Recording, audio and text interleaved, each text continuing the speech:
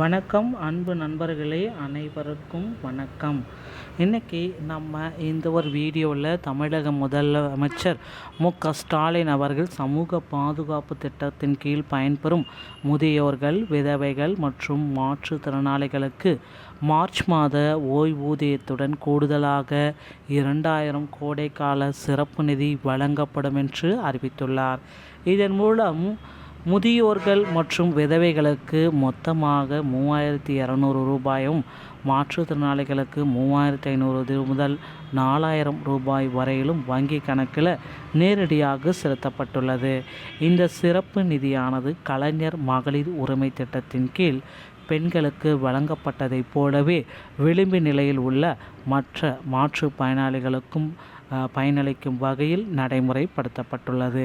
இத்துடன் மீனவ குடும்ப பெண்களுக்கும் மீன்பிடி தடைக்கால நிவாரணமாக 8000 வழங்கப்படுவதையும், தேயிலை விவசாயிகளுக்கு நிதியுதவி அறிவிப்பு உள்ளடக்கியுள்ளது. இதை பற்றி தான் ஒரு சிறப்பான விரிவான அப்டேட்டை இந்த ஒரு வீடியோவில் நம்ம பார்க்கலாம். ஸோ நீங்கள் நம்முடைய சேனலை முதல் முறையாக பார்க்குறீங்க அப்படின்னா மறக்காமல் ஒரு சப்ஸ்கிரைப் அண்ட் பெல்லை கிளிக் பண்ணி வச்சுக்கோங்க. வாங்க இந்த ஒரு வீடியோக்குள்ளே போகலாம். தமிழக அரசின் பாதுகாப்பு திட்ட ஒரு சிறப்பு நிதி பயனாளிகளுக்கு அளிச்சிருக்காங்க.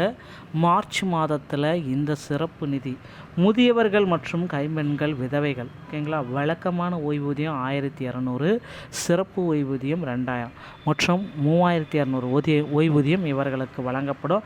29.29 லட்சம் பயனாளிகளுக்கு இதனால் பயன்பெறாங்க. மாற்றுத்திறனாளிகள் வழக்கமான ஓய்வூதியம் 1500, சிறப்பு நிதி 2000 மற்றும் 3500, 5,92,000 மாற்றுத்திறனாளிகள் இதனால் பயனடைகிறாங்க. மாற்றுத்திறனாளிகள் பராமரிப்பு உதவித்தொகை வழக்கமான உதவித்தொகை 2000, சிறப்பு நிதி 4000, மொத்தம் 2000, மொத்தம் 4000 உங்கள் அக்கௌண்ட்டில் வர வைக்கிறாங்க. ஓகேங்களா. ஸோ அடுத்து பார்த்தீங்க அப்படின்னா மீனவ குடும்பங்களுக்கு 8000 உதவித்தொகை. ஏப்ரல் முதல் ஜூன் வரையிலான மீன்பிடி தடைக்காலம் நிவாரணமாக 1,62,900 மீனவ குடும்பங்களுக்கு தலா 8000 வழங்கப்படுகிறது. இதர அறிவிப்புகள் அப்படின்னு பார்க்குறப்ப தேயிலை விவசாயிகளுக்கு ஆதார நிதி விதி.